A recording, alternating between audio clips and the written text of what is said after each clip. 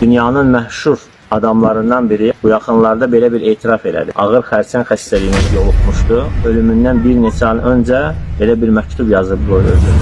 Və deyir ki, mənim maşın kolleksiyamda dünyanın ən bahalı maşın brendləri var. Lakin bu günlər mən əlil arabasında daşınıram oradan. Və deyir, mən dünyanın ən bahalı 5 ulduz otellərində qalırdım.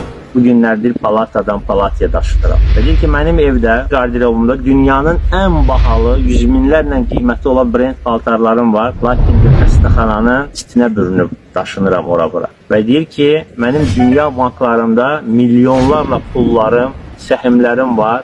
Lakin bugün həmin o pullar, səhimlər mənə heç bir fayda verə bilmir. Hansı ki, ölüm ki, Allah Teala onu qoymuşdur ki, və o qaçılmaz bir şeydir ki, hər kəsin həyatında yaxalayır. Heç bir dünya malı onun qarşısına ala bilmir.